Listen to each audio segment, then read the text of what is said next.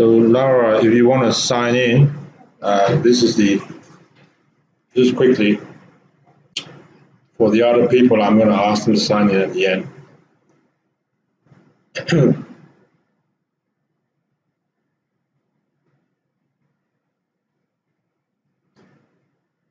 Okay, so I want to welcome everyone to the credit risk and credit as an asset class tutorial for April the 14th. And it's nice to be back. I had a bit of a break, so I wasn't here last week. Now, what I want to talk to you today regarding a number of things, but especially, I guess, on repo and securities lending. I might just leave out total return swaps or TRS for another time. Some of you were asking me about the extinguisher swap, and I want to actually focus a lot of my attention on this today because it is actually a very interesting transaction, and it brings out a lot of relevant issues regarding counterparty risk and dealing in derivatives, and then the question of credit.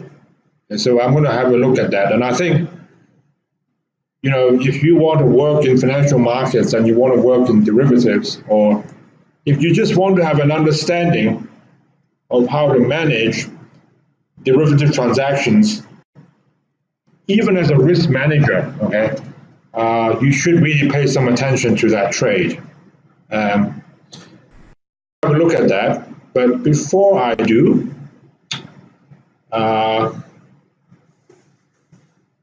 just a couple of housekeeping things. So the first thing is that this is the calendar. Now I think there are, just to let you know now, there are a couple of dates in May where there are makeup lectures. I think these are actually Sundays. So I'll let you know now. But for our tutorial, we're going to meet regularly every week at 10 to 11:30. Okay. So there are around 33 students to this class, and each session should have around 16 people. We don't have 16 people yet, but never mind.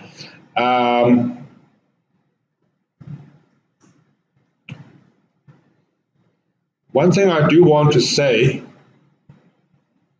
is that I saw some of you taking pictures of Ryan's notes, and you guys are so busy taking pictures, and then I don't know how well they will come out. It depends on where you're actually sitting, and you know, the angle and the lighting and so on. What I would like to say is that you can take pictures if you want, but I'm going to scan his notes and I'm going to put it online. And I think I already did that for lecture 1. I will do it every, not lecture 1 because he didn't produce anything for lecture 1. The overhead projector was not working. But lecture 2, 3, 4, 5, whatever, in the future, I'm going to capture those notes. I will scan them up and I'll put it up on Blackboard. So you don't have to take pictures unless you really want to. Okay. The other housekeeping item is that you know by now, and I have invited some of you guys to come to the front of the class and speak to everyone. I normally would do that the week before, normally either Wednesday or Thursday. So you have around 7 to 9 days to prepare for it. And if you want to know who you're working with, all you got to do is go to Blackboard and have a look, because the name list is all there. Okay? Just to show you an example, you must know that. So whenever you log on to Blackboard, So I might send you an email on Wednesday or Thursday of the week before, and you go into Blackboard, and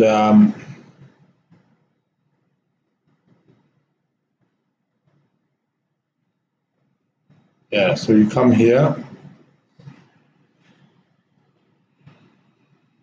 You can see that there is actually, there's an assignment folder, market update presentation assignment.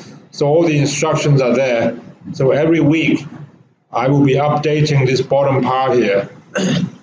So April 6th, April 13th. So for next week, people have already been invited, so you should know. So Emerald, you know who you're working with, right? Yeah, okay, good. So I will update, I will just update this list. I think this is the most efficient way and the simple way to do that. So when you get an email from me, just go to Blackboard and you know who you'll be working with, okay? Now let me just recap from where we were last time.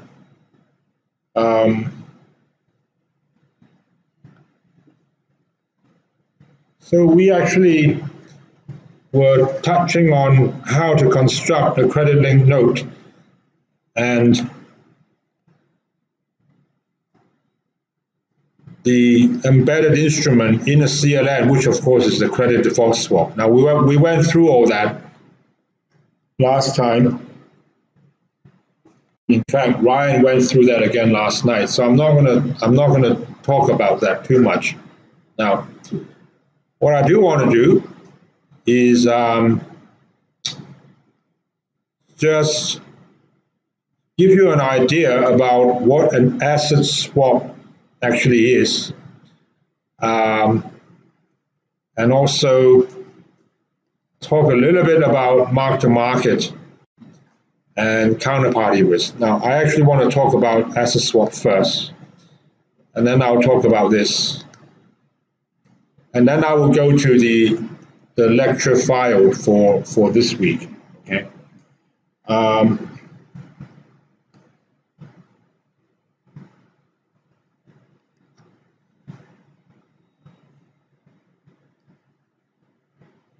Now, if you want to be a fund manager, you absolutely must know what an asset swap is, okay?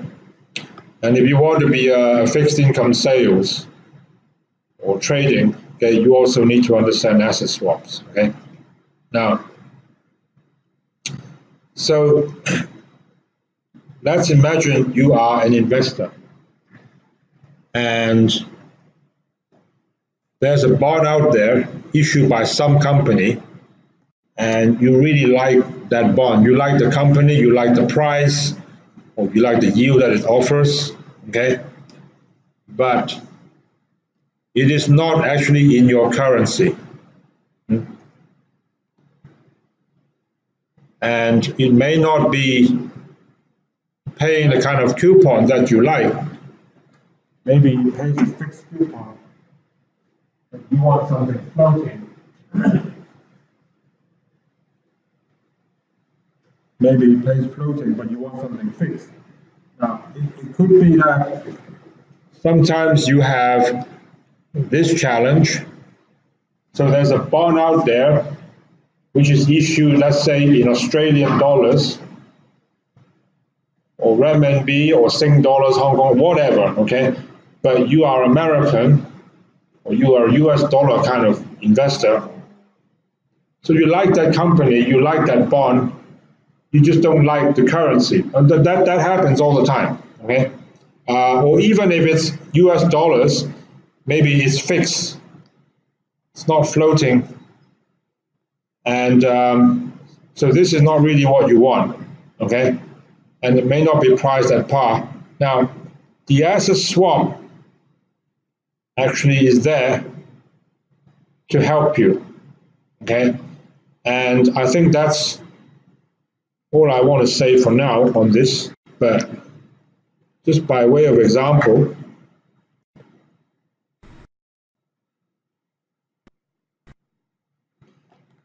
let me, so if you are the investor,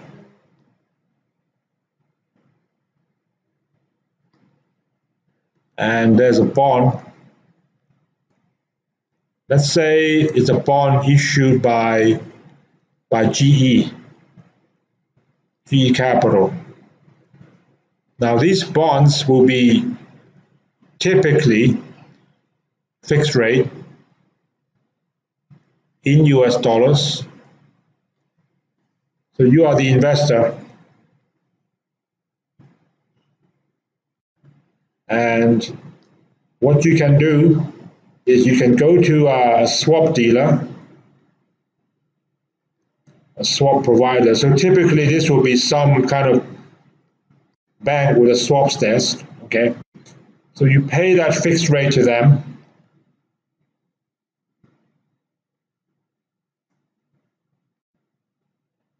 Let's say this is a 10-year bond. Now, I've said this, 100 times. So out there is a swap curve. There's a swap curve with various tenors. So 1, 2, 3, 4, 5, all the way out to 30 years, maybe even 50 years. But let's say the 10-year swap rate right now was 3.25. Let's just say it is, okay? Then the swap provider is going to pay you a floating rate equals to LIBOR plus a spread. Now, simple question. What is X equal to? Given the information I told you here, it's a very simple question, right?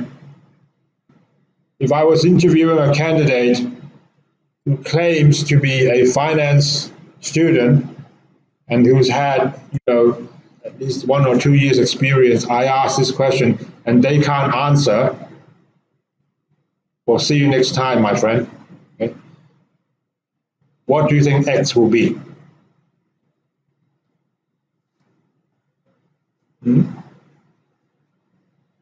75, very good. Okay, why 75?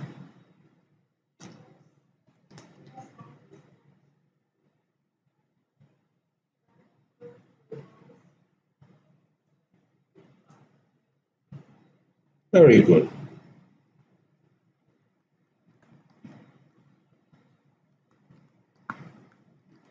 Okay, this is me recording your participation. Okay. That is your name, right? Yeah, okay. You see, I start to get to know you guys now. It takes like 2 terms, maybe more. But when I start to get to know you, unfortunately, it's nearly time for you to leave. But I do get there. Okay? Now, so the whole idea of the swap curve is the swap curve is quoted against what we call dollar LIBOR flat. So this 325 simply means when you go out there, you call up a bank and you say, I want to receive LIBOR for the next 10 years. They will say, please pay me 3.25. Okay? Because you offer to pay them 4%, they will pay you LIBOR plus 75. Okay?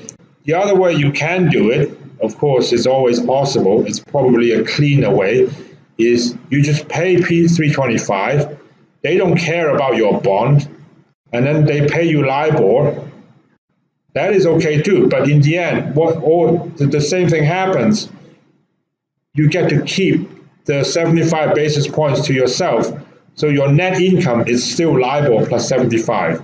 Okay? Now, that's an asset swap fixed to floating. I can give you, give you another example. So now, let's say there is a bond.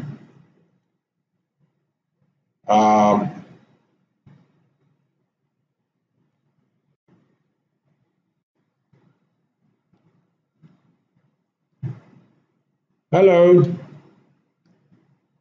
good morning. So Telecom Australia. In fact, there is such a company, it's called Telstra. So Telstra for Australia is kind of like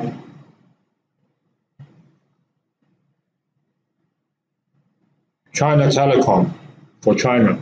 It's huge, okay? It's a big company, it's solid, it's stable.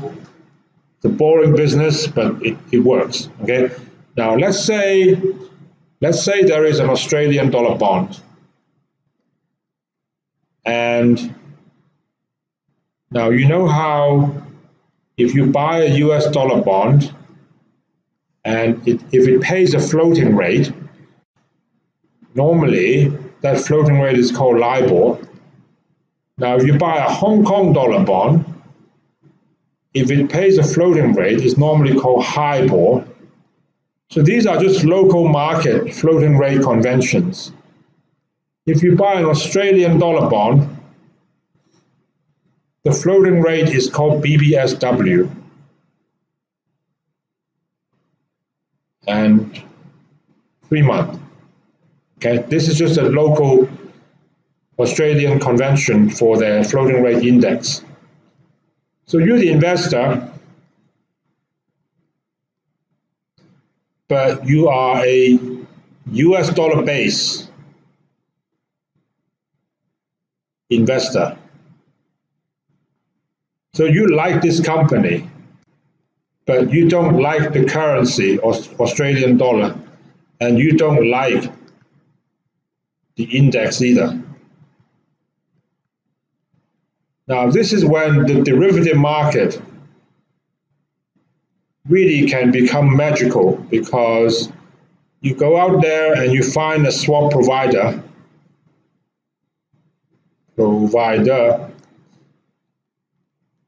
So this bond is paying you a floating rate, which is called BBSW. Now this one is in Australian dollars. You don't actually want that. What you want is dollar LIBOR, okay? So you can actually do what's called a cross-currency swap, where you pay this away. So you pay away BBSW, and they will pay you dollar LIBOR in dollars, okay? Now, I need to tell you a bit more about how a cross-currency interest rate swap actually works. The way it works is there are 3 steps to it. Okay. Now this is all real finance. This is all going to help you, and it doesn't matter. Even if you don't want to be in derivative sales, if you want to be a fund manager, you need to know this. Okay. So step number 1, I'm now just talking about the swap.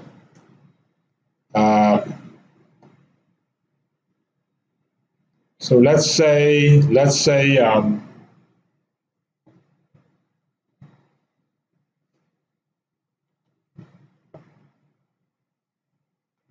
now the Aussie US is quoted in the other way. So let's say it's 75, okay? So that just means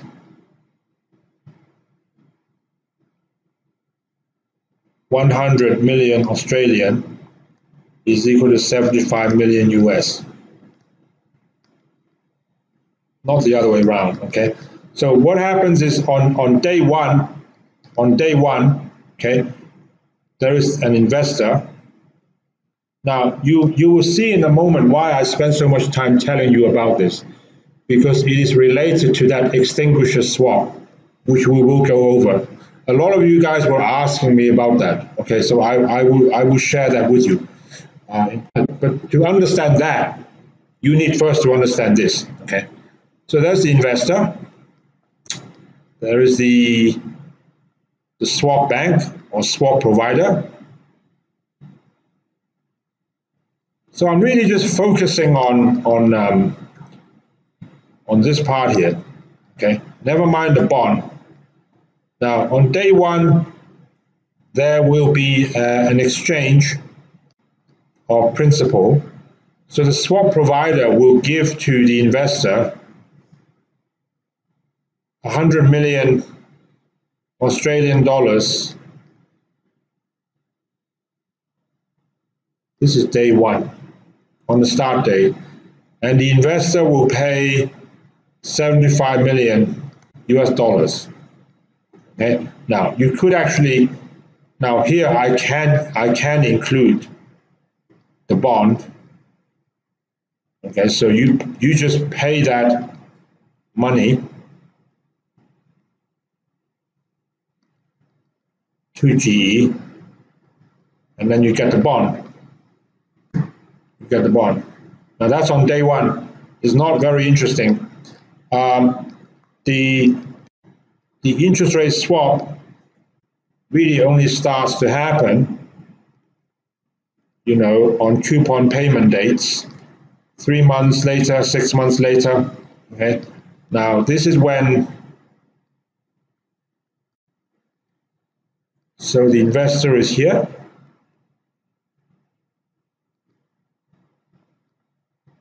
Here is the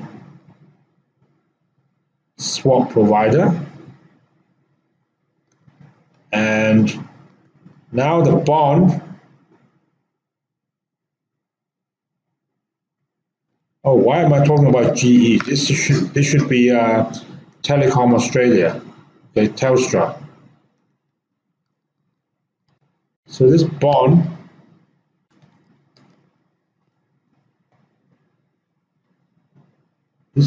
will pay you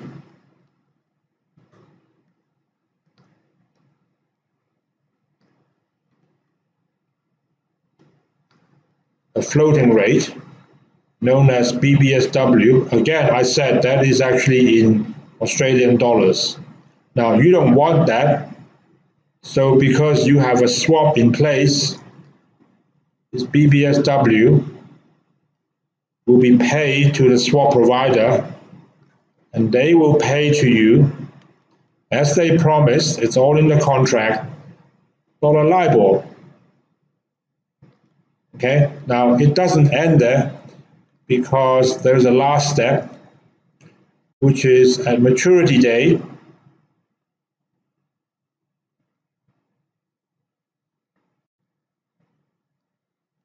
The opposite happens.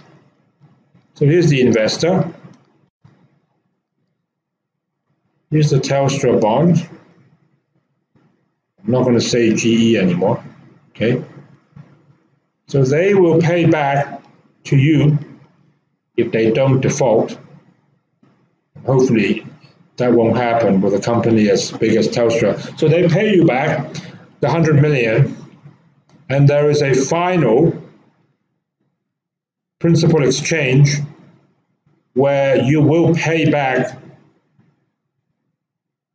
this 100 million, and the swap bank will pay you what you gave them to start with.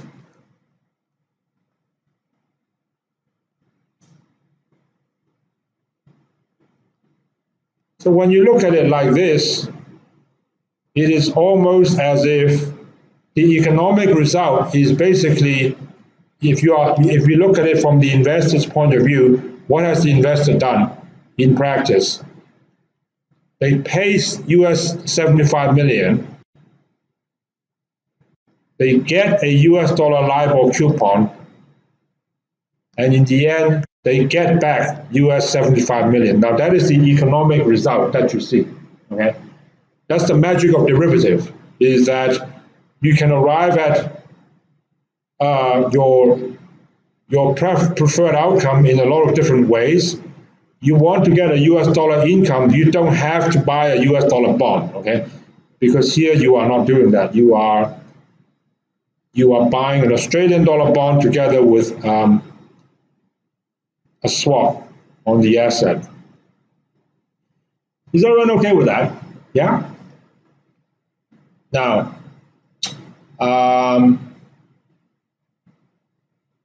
if you are okay, yeah, sure. Now, if you're not okay, please ask me now, okay? This is the best chance for you to quiz me and clarify anything that you are not clear, okay? Yes, it's okay? Yeah. By the way, I will share all these notes with you that I'm making, all these electronic scripts. I will share them with you. Okay? So you don't need to take pictures. Um, Now there's something that I can say which is very important, and it relates to some of the slides that I produced last time regarding mark to market. Now, I actually don't want to show these slides. I want to just talk to you, but you can go home and read this. The point being, when you have a transaction like this, so day one could be, 2018, and the coupon payment dates will be every 3 months, but maturity will be April 2028. Now, that is a long, long time away, 10 years from now. So what is going on here? What's going on here is, in 10 years' time, these two parties have promised each other to do this transaction, which at this moment in time is, the fair market value. Now, the moment the US Australian exchange rate starts to change, and it will, there will be a huge mark-to-market swing as a result. Okay, and you can kind of work that out. If you want to work it out on a spreadsheet, it will just take you 5 minutes. Okay, you are just discounting cash flows basically. Okay, but you can imagine. Well, look, take a step back. Think of it simply. If I was to do any forward transaction with you, it doesn't matter what we are exchanging. We could be exchanging dollars for yen, okay? I could be exchanging for you my Ferrari for your Leonardo da Vinci painting, okay? As long as there's a long time frame, okay? If we agree a value today, next month, next year, there will be a mark to market because the prices are changing. Are you with me? Yeah. The longer it is, okay, the more possibility for that mark to market to really swing around. And in fact, even for single currency, now here, this was this was about half an hour ago when I started talking about just a simple, this is single currency interest rate swap. Okay, now, so this here, the mark to market is influenced by just the single currency interest rate swap market. But still, there will be a mark to market on this, okay? And if you look at some of the slides that I have produced here, I am trying to communicate exactly that concept or that problem, okay? So you do a swap, or let's just quickly go through this. Okay? So there's a client, and they do a swap with HSBC at 374, where they are paying fixed, all right? And then because they have a floating rate borrowing and they want to switch that to fixed rate. And then the interest rate drops to, let's say, 265, and I'm asking you, is the client happy? Okay, well, they're not happy. They're not happy because if they just waited a little longer, they can actually pay a lower fixed rate. Okay, now that unhappiness represents the fact that you have what we call a negative mark to market. Okay, so mark to market, you look at it from someone's point of view. So if it's from your point of view, you are the client, and you say, okay, I have a negative mark to market. It means you are losing money on a trade. Okay, and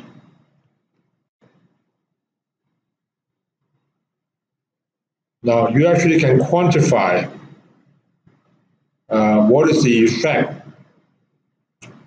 of that mark to market. Now, the idea of mark to market is actually not hard to understand, but in the past, it wasn't always so relevant. Okay.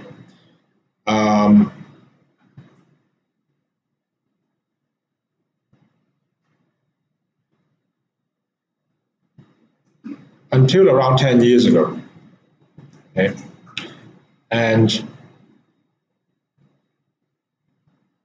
the point being, when you are trading a derivative, number one, you are trading with somebody, okay, and number two, it can actually last for a long time, 10 years, 20 years, 30 years. So if you are making money, if you have a positive mark to market, you are really only making money if the guy you are facing is still going to be around for the next 30 years. That is the essence of mark to market risk. Okay. And there was a time when this issue was not really, given a lot of attention until Lehman Brothers went bankrupt and they had thousands of counterparties out there. And suddenly people woke up one day and they think, oh shit, all this money I thought I was making, actually I wasn't, because the guy I was trading with has just hit the wall and collapsed. Okay? It's a bit like this, let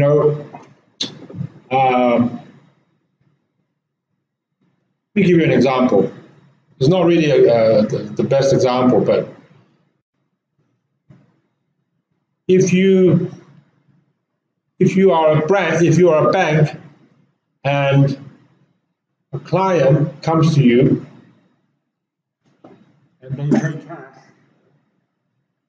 to buy some stock or a bond, okay? There's cash on delivery, and they pay you money, you give them some stock. Now, is there counterparty risk there? Not really, because let's say they buy the stock of HSBC, $75 per stock. They pay the money, you give them the stock right away.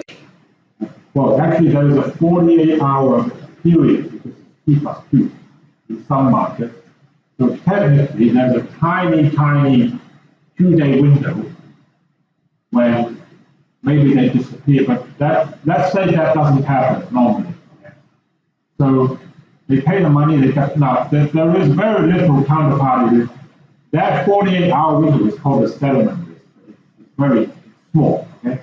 Now, when you trade derivatives, it's different.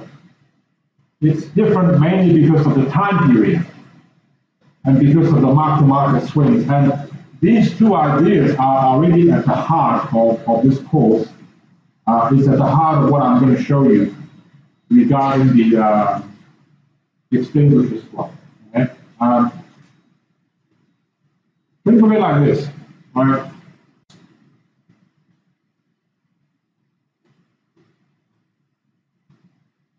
You run a restaurant, let's say Café de Coral, no?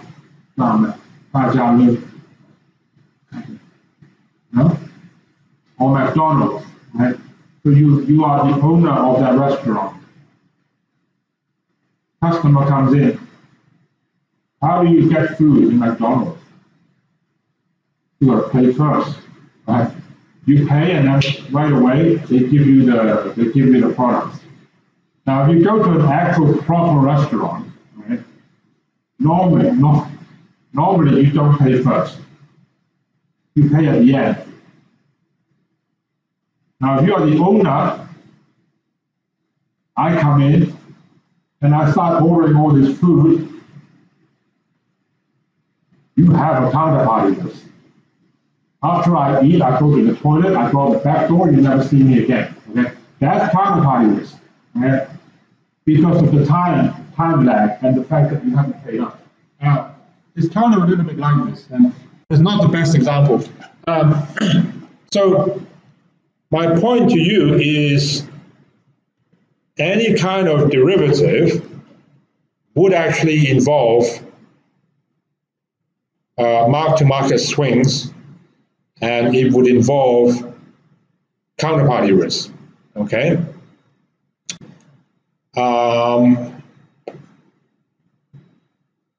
That's the idea I want you to keep in your head for now, okay? Now, let me then, I'll come back to that. I'll come back to that in a moment, okay? But let me just click out of here and now let me talk a little bit regarding repo and securities lending. Did Ryan talk about that last week? Did he? Did Ryan talk about repo and securities lending? No. You do realize, I think he probably starts with, the most interesting material I find actually is the first file of week 1. What are market practitioners doing? There's so much stuff in here of interest, and he actually starts that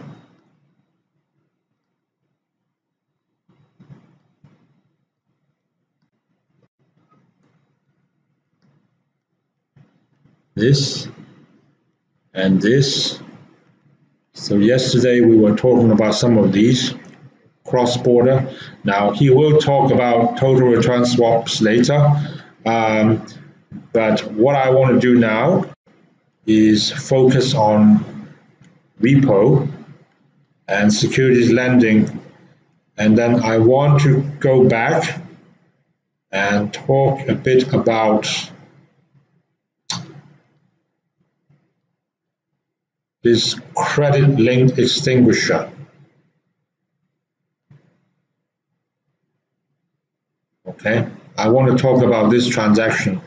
This one is so interesting.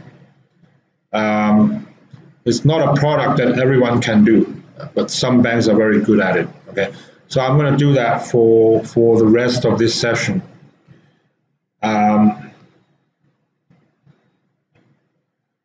Now, a repurchase agreement, which is repo for short, it's often called a repo. You open up the newspaper, they talk about in the China market, for example, the 7-day repo rate. What the hell is that? Okay, it's related to this market. All right. What is a repo? Now, okay, you can just read that. Now, this is a contract between two parties, A and B, where they actually transact a security at some price with the understanding that at a later date, they will do the opposite. That's it. Okay, really, it is that simple. It's not that. It's not as simple as that. The complexities comes when you start applying it. Okay, so you got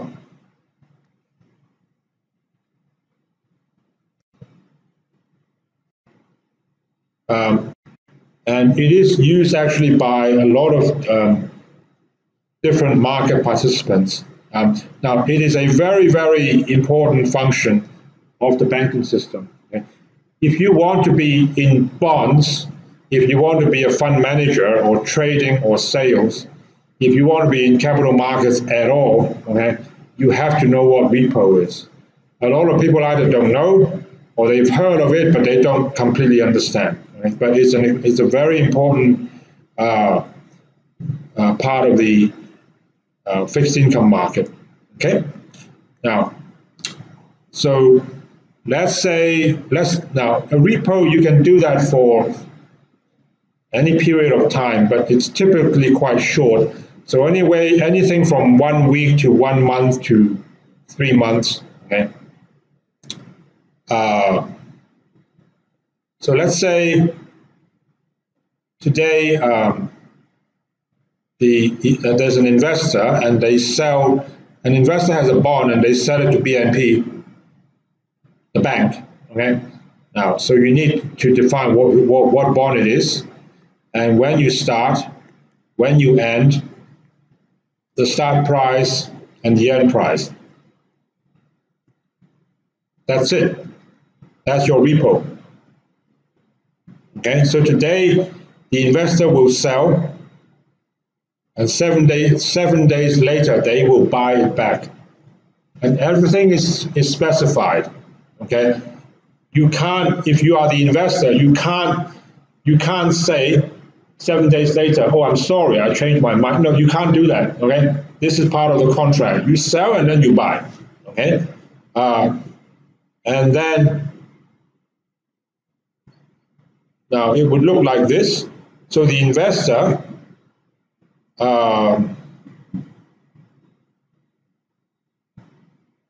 here they're buying.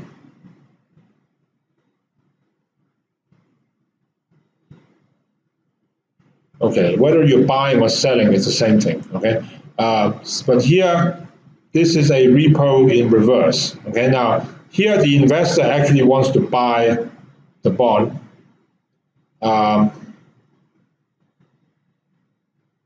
I see what's going on. Okay. Okay, now investor wants to buy a bond from Morgan Stanley. Okay, they don't have the money.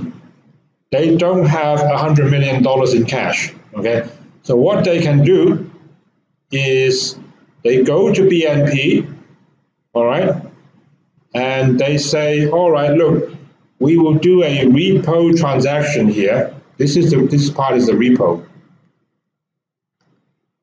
This part is just buying this is a bond purchase, or the spot purchase if you want. Okay. Now I'm not just showing you how the repo works, but I'm showing you how people actually apply that. Right? The repo transaction itself is very simple. If you want to take one step back, maybe that's a good idea. Okay. So BNP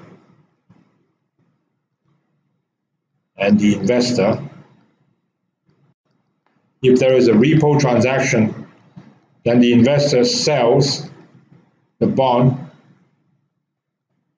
and BNP pays the money.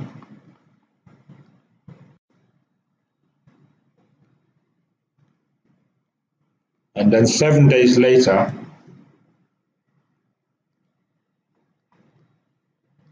investor buys it back.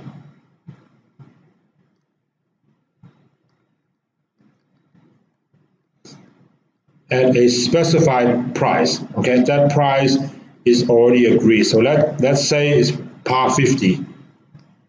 Doesn't matter what it is, okay, but it's market driven. This is it. This is your repo. Okay,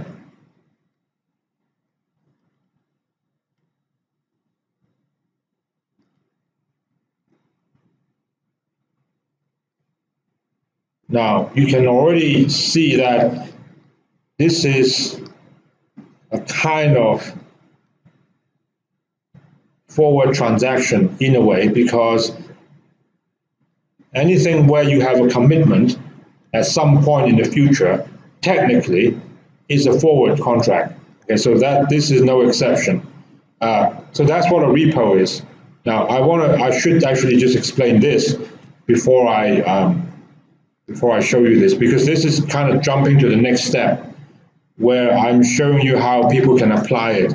The way they apply it is this investor actually has no money, even though they want to buy this bond. Okay, so they go to BNP and they say to BNP, well, can I do a repo with you where I sell you the bond and you pay me $100 million?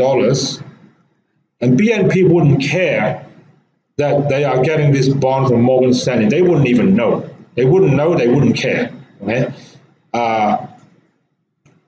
So you buy the bond from Morgan Stanley, you don't have money, so simultaneously you sell. Now I put sell in quotes because this is not really a sell. It's a sell buy within a repo contract. Okay? So you sell to BNP and then you enter into an agreement to buy it back from BNP at another date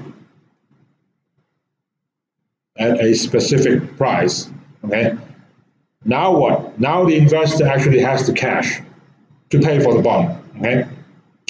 And let's just say that is a happy ending, because 1 week later, so this is the price that was agreed in the repo, but 1 week later, the bond price has gone up to 101. Let's just say it has, okay? These are market instruments.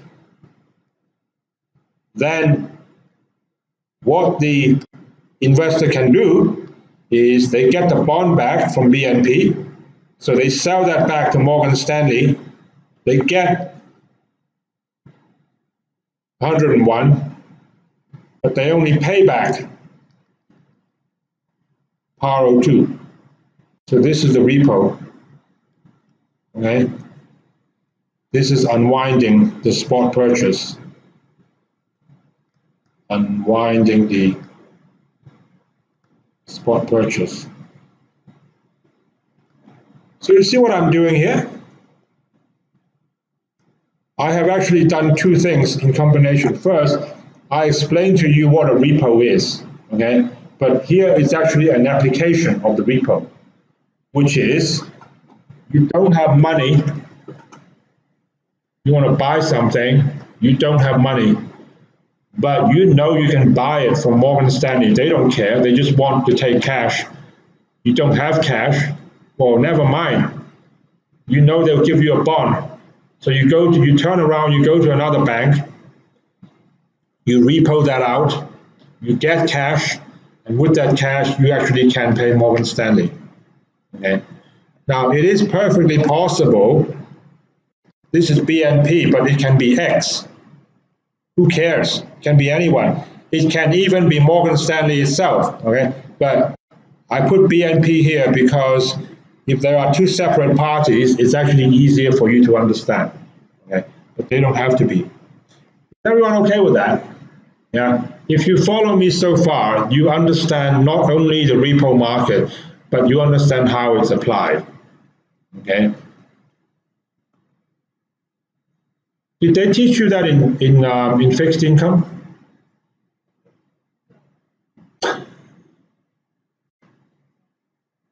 Lam says yes. Did they? They mentioned it. Yeah. But for me, the repo concept is not as interesting as how you apply it. Here is one way you can apply it. Okay. So a lot of these ideas, a lot of these products, they don't come to life until you start doing it.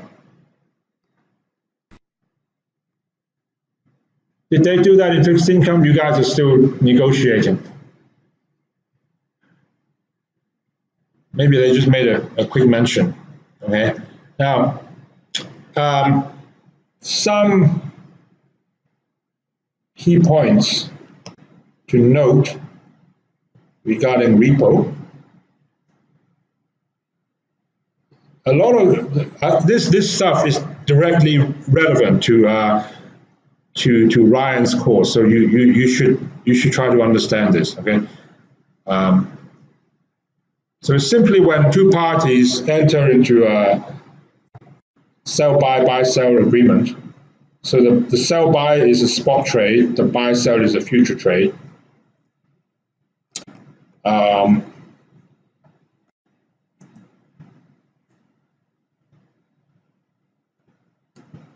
Now, if you are the investor, the thing to remember is,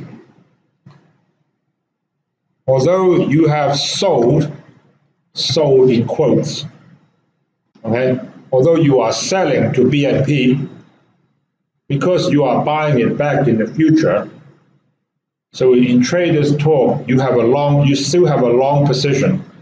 You have a forward long position, so you are the one still taking the risk on the bond, okay? The original seller.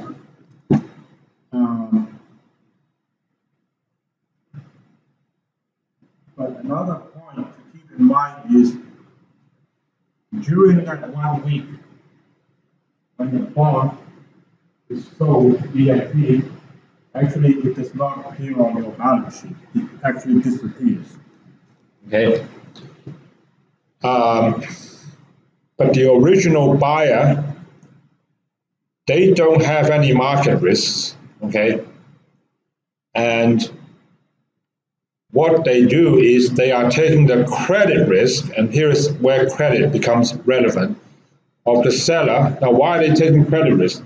They've just given the guy $100 million, okay? So in 1 week's time, the client better turn up and pay back, okay? But the investor is also taking risk on BNP as well, okay? Because BNP maybe they don't give the bond back. So you got something of mine, I got something of yours, okay?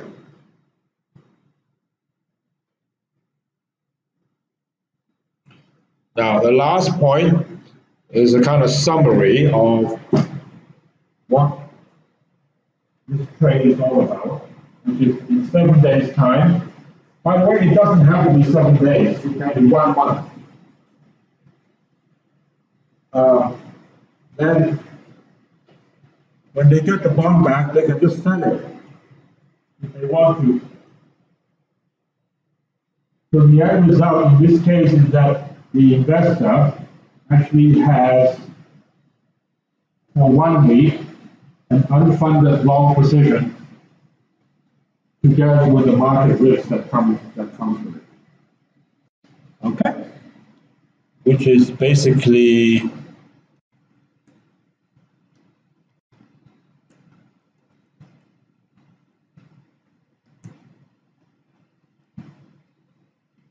this one on end date, okay? So you just send it back right away. Fund managers do that. Quite often they do that. Isn't it wonderful? You buy bonds for $100 million, you don't have to pay for it. Okay? All right. Now that's repo.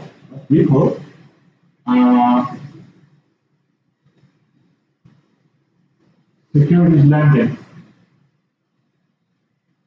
quite similar, but a different market. Okay. So there's a repo market, there is a securities lending market. They are two separate markets. There are some differences. So let me just tell you what that is. Okay. So securities lending. So again, let's take a 7-day example. And so today, the investor lends.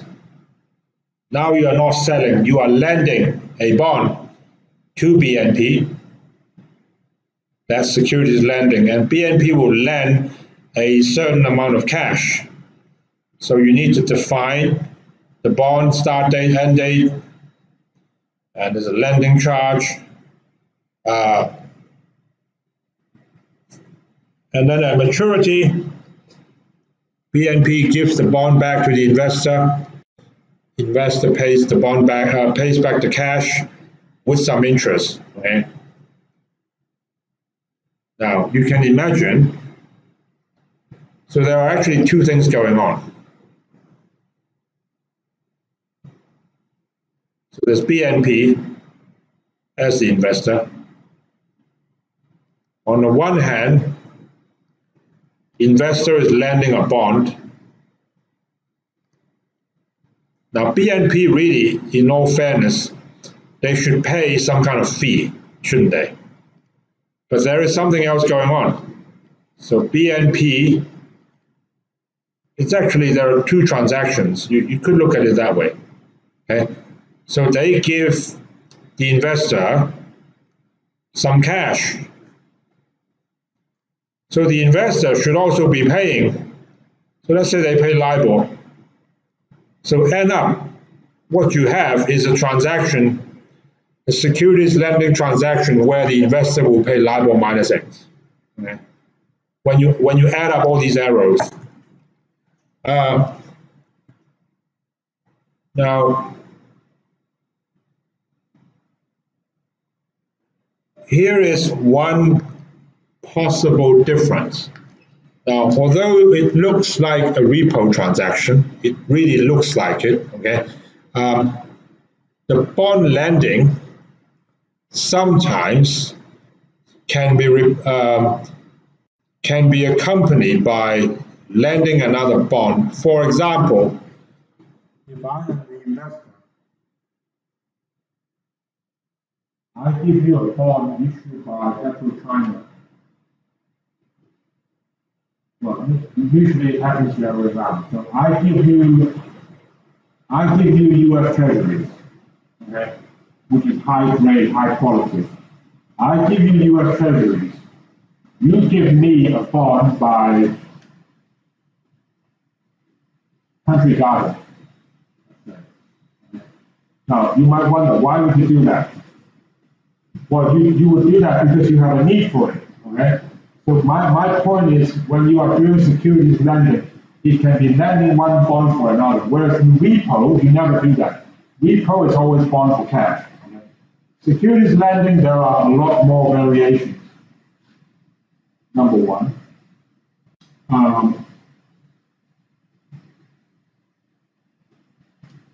Securities lending is not only limited to bonds. Okay? So that there is a securities lending, that's why it's called securities lending, it's not called bond lending. So the securities lending market also covers stocks, okay? Stock lending, bond lending. Whereas repo is exclusively fixed income, right? And it's huge.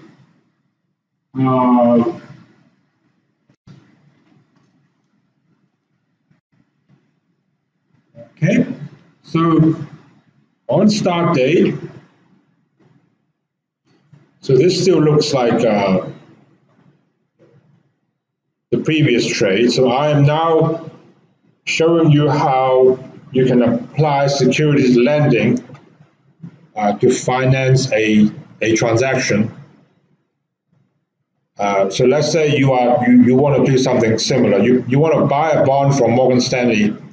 You don't have money. So you go to BNP and you say, okay, I'm going to lend you the bond for 100 million. You could say that you are borrowing money from BNP with your bonds as collateral. That's another way to look at it. In any case, there is an exchange, okay? Now you have the money to buy the bond, and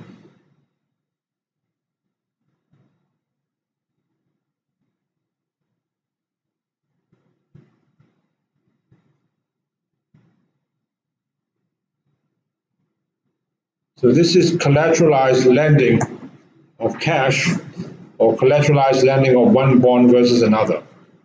Okay. Now, so what are the differences? Okay, I guess this is the most important page. They serve similar purposes, but they are different markets.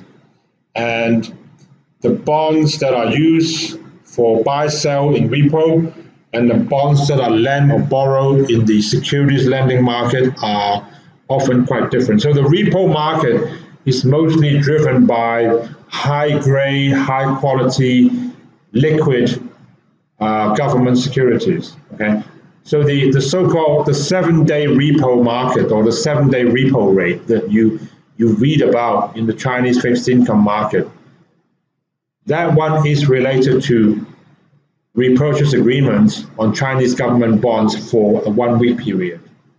Okay, legally they are different. Okay, so like I said, with the repo, when a bond is repoed out, the seller does not have ownership legally, but they do have the obligation to buy it back. So like I said to you, that is actually a forward long position. You don't own something now, but you will own something later. So the risk is still there, even if you don't have ownership at this moment. Okay. Now with securities lending, you are lending something to someone. So I lend you my car, I lend you my laptop. It still belongs to me.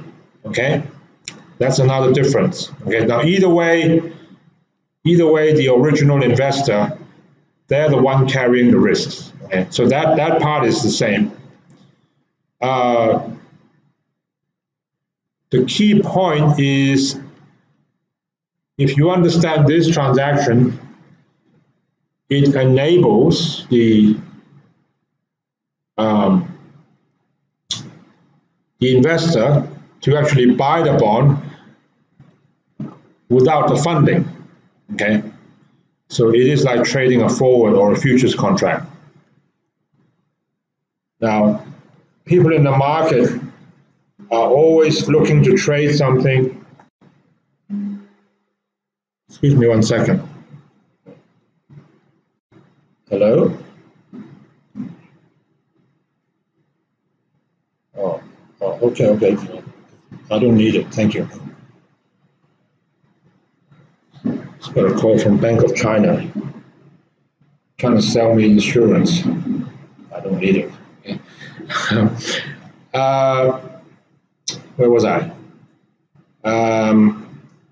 Yeah, so people in the market are always looking to trade something without the need to pay cash. Okay, so securities lending is one way, repo is another way. Now there's a third one called TRS, which we will touch on later on. Okay, I don't want to do that now.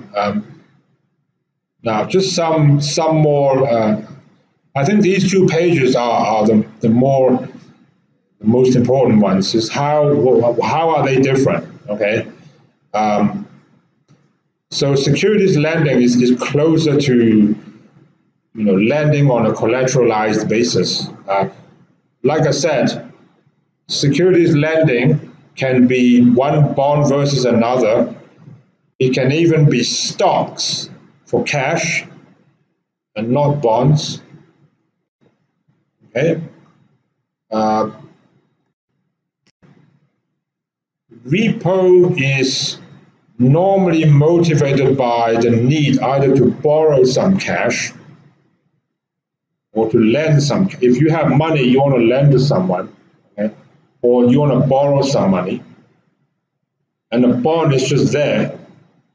Especially when you are repoing government bond, you don't care. Is it a 10-year bond, 30-year bond? Okay. So if you're a fund manager and you have a big fixed income portfolio, and okay, this can be a typical scenario. You're a fund manager, and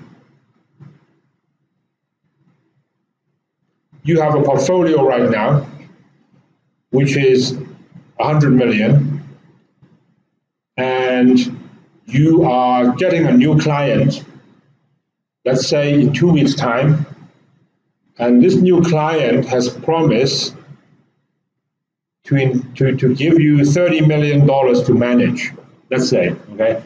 So this new client talks to you, and this new client says, oh, by the way, I think the conditions in the bond market right now, is quite favorable, and I like this and this and this bond, okay? But you don't have the money, right? So what can you do? Well, you can do this. You go out to Morgan Stanley, you buy bonds for 30 million, you repo it out for 2 weeks. 2 weeks later, you have to pay back BNP, okay? But you know what? 2 weeks later, there's money coming in, so you can pay it back. Okay, so that's another way you can borrow money. Okay? Securities lending is normally driven by the need to borrow or lend a particular bond or stock, right? A bond or a stock. So it's focused on the security instead of the cash. Okay. Now I've got some more notes. What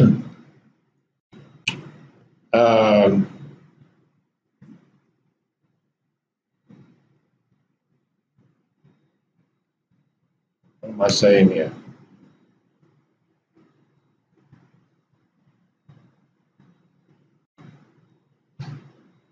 This thing always gets in the way.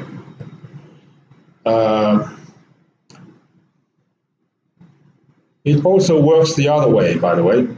So if you are the bond desk, you have a customer, they want to buy a bond, you know what should be the price of that bond, but you don't have it. What you can do is now you are Morgan Stanley, let's say.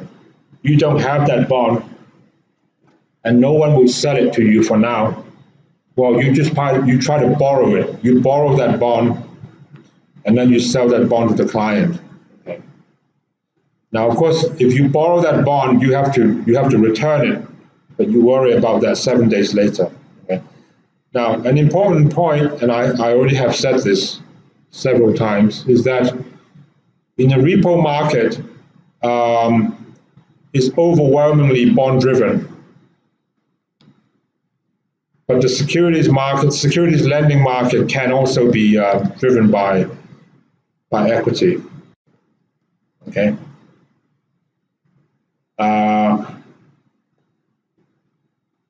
The last part is just about voting rights and shareholders' rights and so on, but it's not really, it's not so important. Okay.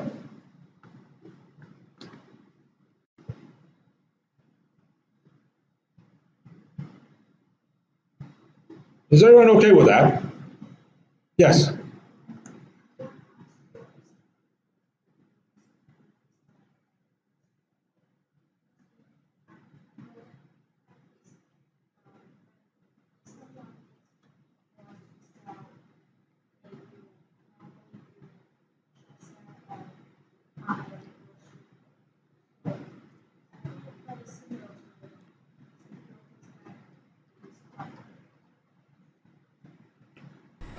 She asked, what is the difference between securities lending and reverse repo? Okay, now, if you just look up repo meaning,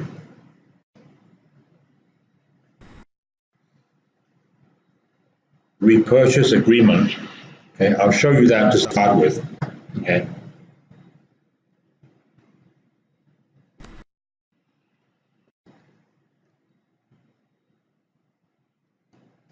Now, you can just read that. Okay? So, the dealer sells, it doesn't have to be government securities, but typically it is. So they sell government bond to investors usually on an overnight basis. It can be weekly, it can be monthly, okay, and buys them back. That is a repo, okay. Now, look at the second paragraph. So for the party selling the security, they are doing a repo. For the party on the other end of the transaction, they are doing what's called a reverse repo. So I should actually, first of all, answer the question, what is a reverse repo? Now, first of all, I told you there's a repo market, there's a securities lending market. You are quite okay with the difference between the two, aren't you? Yeah. So the securities lending market, just there is an investor, there's a security borrower, and then the security is lent to the borrower for cash. That is the securities lending market. Now the repo market is, there's an investor, okay? They sell, and I put sell in quotes. They sell the security. I want to say bond because the repo market is bond driven. They sell the bond. I wouldn't call this the bond. Okay, this is just BNP. Okay, BNP. They sell for cash. Now, this is called a repo, but it's a repo transaction from the investor's point of view. From BNP's point of view, BNP has done a reverse repo. That's it, okay? So whether it's repo or reverse repo, they are just two sides of the transaction. So the investor will go around telling everyone, oh, I did a repo with BNP. Whereas the bond guy in BNP will go and tell his boss, oh, I did a reverse repo with the investor, okay?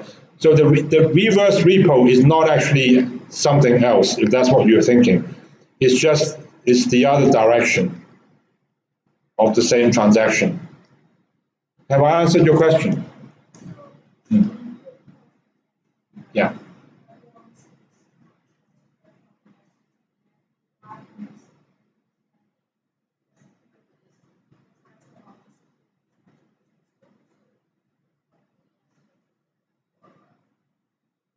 The opposite. The opposite. Because a repo is a repurchase, so you can, the word repurchase implies there's a buy-sell. I really sell to you. When I sell to you, I don't have it anymore. So in a repo, the title will be transferred. But in lending, the title is not transferred. It's the other way around of what you just said.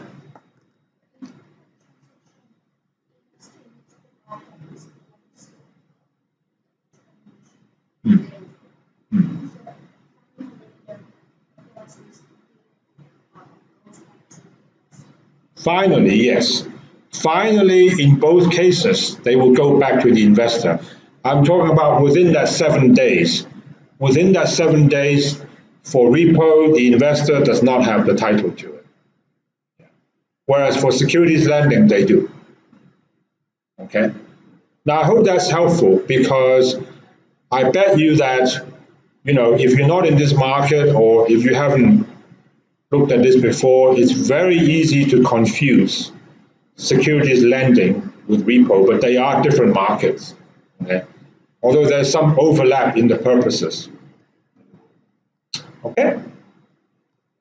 Everyone is okay with that? Who wants to be a fund manager?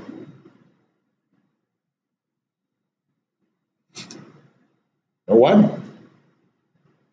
Well, you know what? One day you might be invited for an interview. Who knows? Maybe you already have. Is anyone working for a fund manager? Wang Jing? Okay. What kind of fund? Fixed income or stock fund? Well, stock fund, the securities lending market is more relevant for stocks. Are they doing that?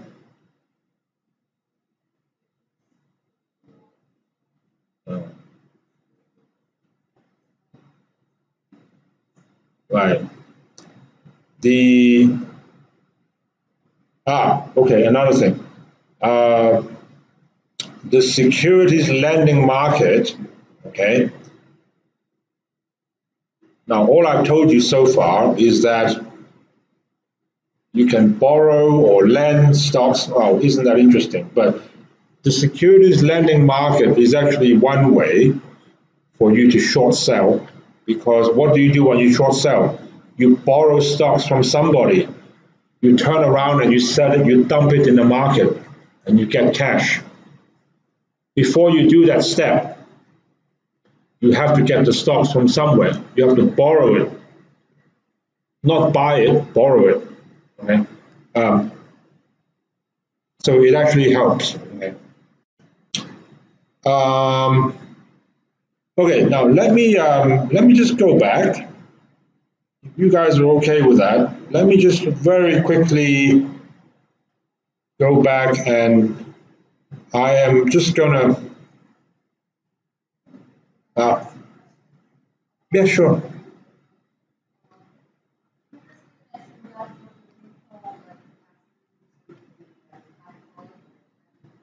Hmm.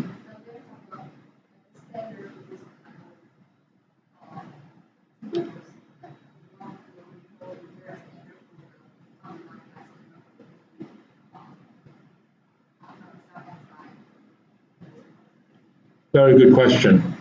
She's asking if I heard you correctly, whether in the repo market, because I keep saying it's dominated by high grade, high quality, highly liquid government bonds, how is it actually organized? Yes. So in very liquid markets such as US Treasury, there is a huge market, and they will tell you which are the government bonds that are most popular. So, for example, people are looking for the 10-year US Treasury. Now, even 10-year, because they are issuing a 10-year bond every 3 months. So right now there is a 10-year bond. There is a bond which might be 9 years and three quarter. There's a bond which is 9.5 years. So those bonds also are in demand for whatever reason. But the 10-year one would be the most popular. So there would be, if you go to Bloomberg or anywhere else, yes, they will show you which bonds are in demand, and for this bond or that bond, okay, what would be the rate? The rates will be different, slightly different. Yes, there is that market. So you can have, 10-year US Treasury. You can have the overnight repo rate, the 7-day, uh, or you can have, what's called a term repo, and so on. Okay? Have I answered your question?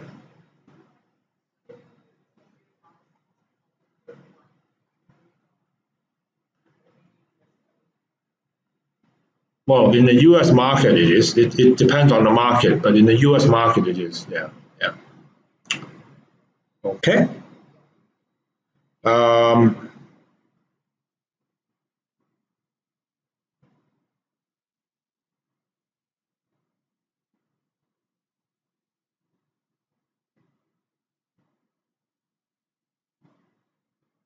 sorry, I know your name. I do know your name. Uh,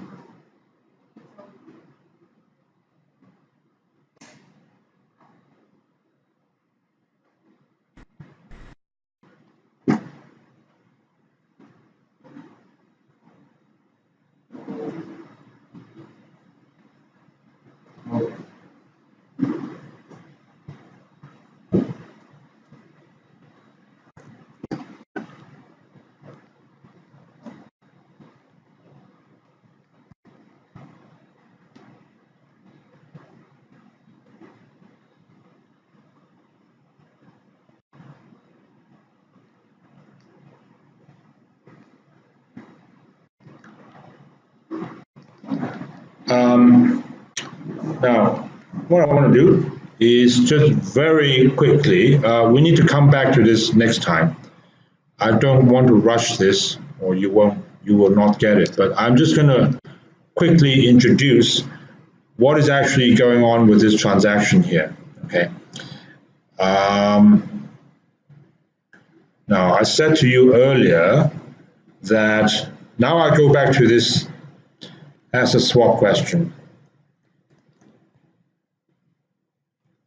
Now, you might remember that if you are an investor and maybe you buy a bond, and I was using the Telstra example, so you pay cash and you pay cash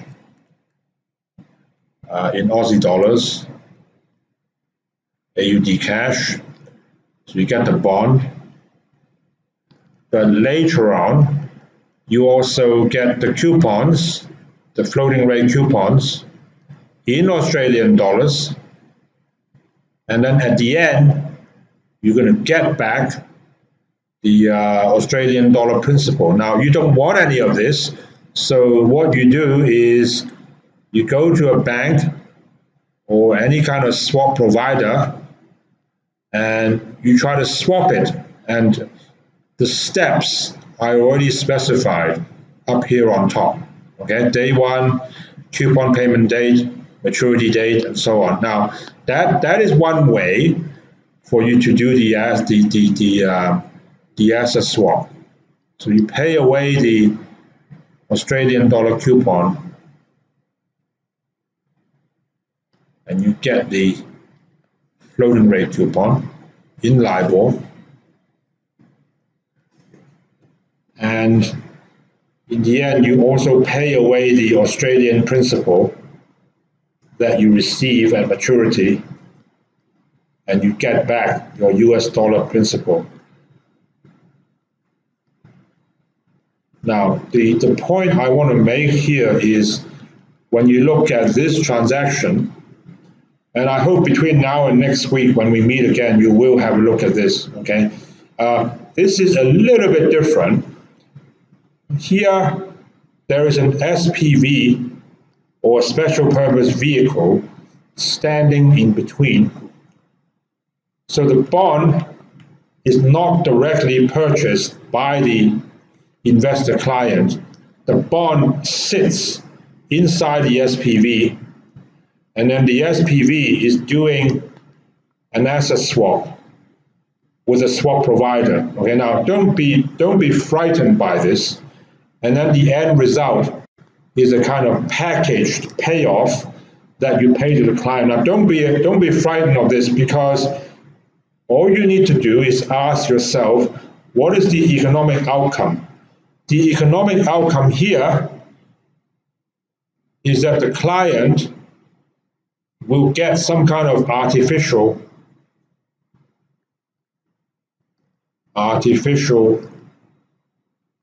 US dollar payoff. It's or maybe synthetic is a better word, okay? Synthetic US dollar payoff. And in fact, the same thing is happening here. So in that sense, there is no difference, okay? So that's the first thing to keep in mind. It's just that here, everything is happening within the SPV, okay? It's a bit like, you know, if you join a cooking class, you go there, there's a teacher, they teach you everything, and then they give you all the ingredients, and in the end, you see the product. But if you go to a restaurant, so SPV is a restaurant, okay, everything is already cooked up for you, and you just see the end result, okay? But there are things happening inside the kitchen. So SPV is the kitchen, okay? So here is where you have the asset swap between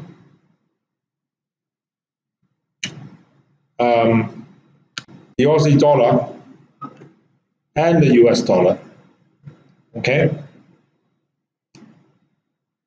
Now, there are several things to keep in mind, but the one thing that I do want you to keep in mind right now is that this swap here will be exposed to mark-to-market risk. Okay, that's the one thing that I want you to keep in mind for now. Okay, just as I said to you earlier on, whenever you do something, whatever it might be, as long as there is a time lag and you promise each other you're going to transact something in 10 years' time, there will be mark-to-market risk. And likewise here. Okay. Now I'll explain a bit more how this works next time, and we'll take it from there. Okay. And I want to thank you for coming. Thank you for listening. This video has been recorded. This tutorial has been recorded, and